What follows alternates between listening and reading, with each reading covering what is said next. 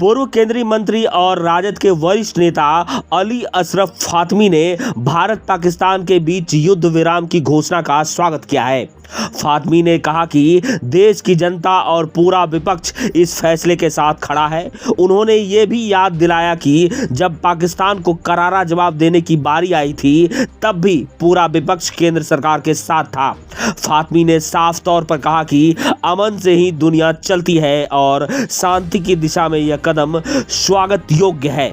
वहीं सीमांचल में AIMIM प्रमुख असदुद्दीन ओवैसी की एक बार फिर से एंट्री पर भी फातमी ने तीखा हमला बोला। उन्होंने कहा कि ओवैसी अब एक्सपोज हो चुके हैं। लोग अब समझ गए हैं कि ओवैसी और बीजेपी के बीच अंदरूनी रिश्ता क्या है। फातमी ने एक कहानी के माध्यम से इस रिश्ते पर तंज कसते हुए कहा, अब जनता समझ चुकी है और किसी भी सूरत में ओवैसी पर भरोसा नहीं करेगी।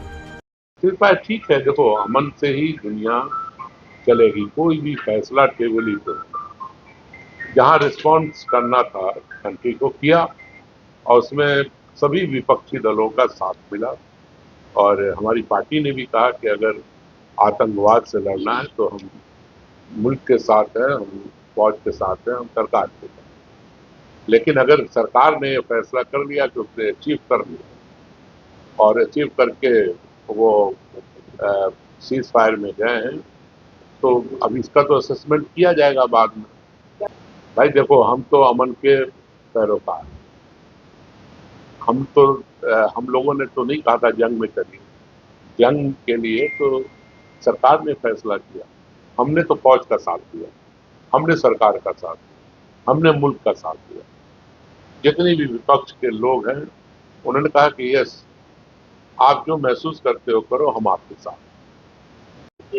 देखिए, ओवैसी साहब एक्सपोज हो चुके हैं। नूरा कुश्ती होती है, नूरा कुश्ती सुना आपने?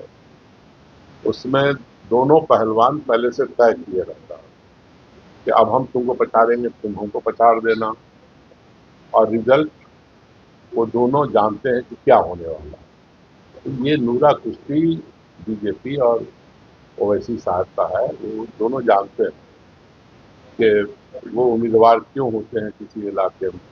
तो इसलिए क्लियर है कि Tejashwi is the only choice for secular people. किसी कम्युनिटी कास्ट के हों, जो समाजवाद में भरोसा रखते हों, जो सेकुलरिज्म में भरोसा रखते हो, वो only choice is Tejashwi Yadav और स्टेट उसी तरफ जा रहा है। अब ये आएंगे भी जिसका जिक्र कर रहे हैं तो उसका कोई असर अवाम पे नहीं होने वाला। वो देख लीजिएगा, आपका तो इलाके में सबसे ज़्यादा उम्मीदवार देते हैं, वो आप नतीजा देख लीजिएगा, वो पता